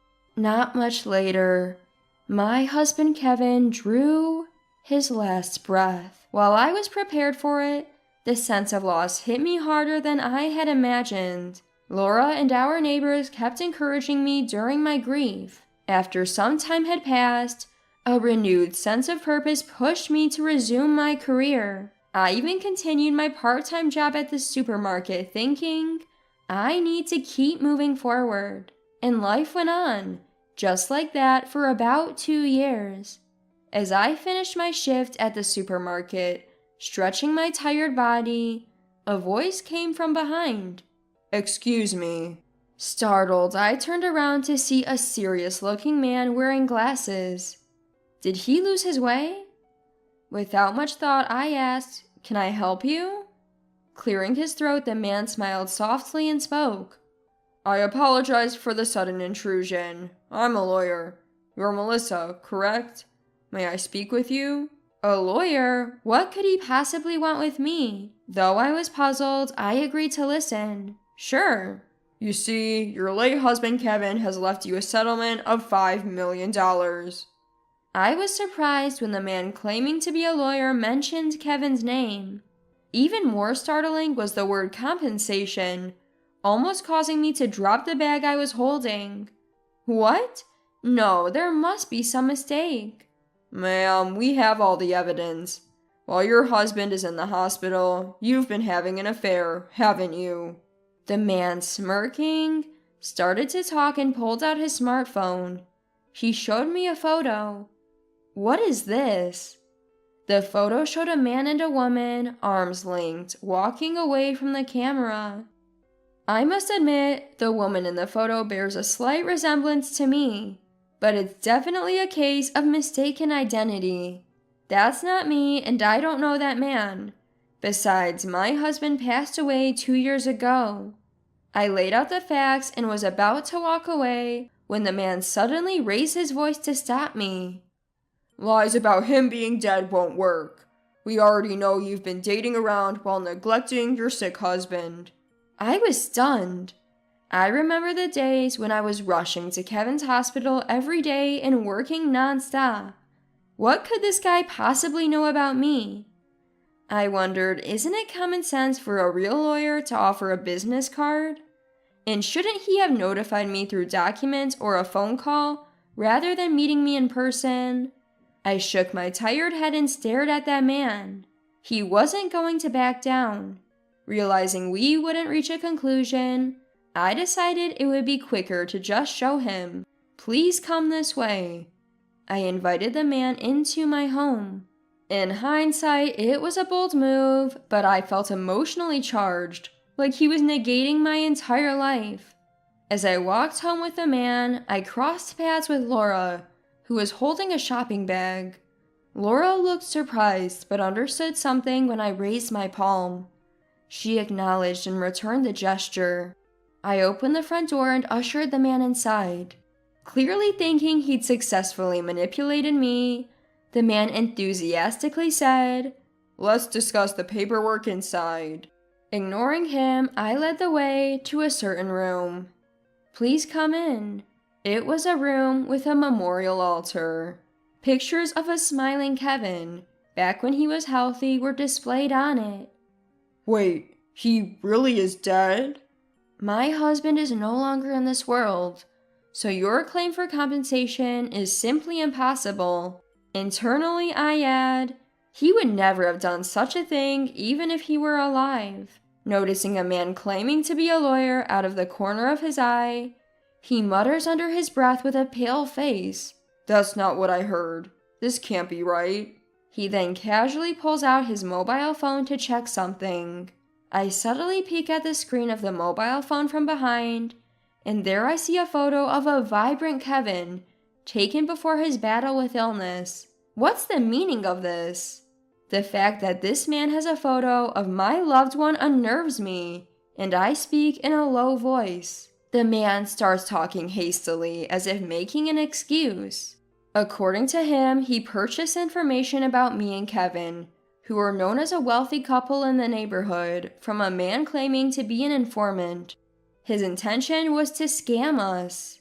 The information said, the husband of the wealthy couple is in the hospital.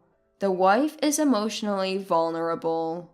Moreover, the informant had tried to squeeze more money out of the man by feeding him a lie that your wife is cheating on you, even providing fake evidence photos to back up the claim. I had no idea he was dead. That guy tricked me. The irony of the scammer himself being scammed leaves me sighing in disbelief. Then the man who had been mumbling to himself stands up straight and looks at me with a creepy smile, saying, well, if I'm caught, I'm caught. A shiver runs down my spine, and I break into a cold sweat. Just as the man takes a step toward me, the sound of hurried footsteps comes from the entrance, and a moment later, several officers burst in shouting, police! The tension I'd been unconsciously holding releases, and I collapsed on the spot. Thank God they made it in time. I think back to the moment when I crossed paths with Laura on the street a few minutes earlier. In reality, the hand I'd raised to Laura wasn't just a simple greeting. After Kevin's death, Laura taught me the SOS hand signal, simply a raised palm with a clenched thumb saying, even without words, you can say, help me. Betting that the signal would get through, I used it. Probably understanding my SOS, Laura must have called the police. Staring at Kevin's photo on the altar, I silently apologize in my heart. I'm sorry for putting you in harm's way. In the photo, Kevin seems to be smiling as if to say, it can't be helped. The arrested man, upon questioning, turns out to have committed multiple frauds before and will likely serve a fairly long prison sentence. I also heard that the notorious informant has been caught. A few days later, when I visited Laura's place with a thank you gift, she scolded me. You shouldn't let a suspicious man into your house. Laura had noticed my SOS and was going to intervene, but decided it was better to let the police handle it. Then she gently taps me on the head, as if to imprint her words, Kevin asked me to look out for you, so please don't do anything dangerous from now on. At those words, tears well up in my eyes. Ever since then, I've been living happy days, helped by Laura and the folks in the neighborhood. Today, I put my hands together in front of the photo of Kevin on the altar. Even in a world without you, there are plenty of people who help me. You can rest easy, I whisper to myself. When I gently open my eyes, there's a comforting smile that seems to watch over me. Smiling back, I say, all right, let's get to work today. And stand up with enthusiasm.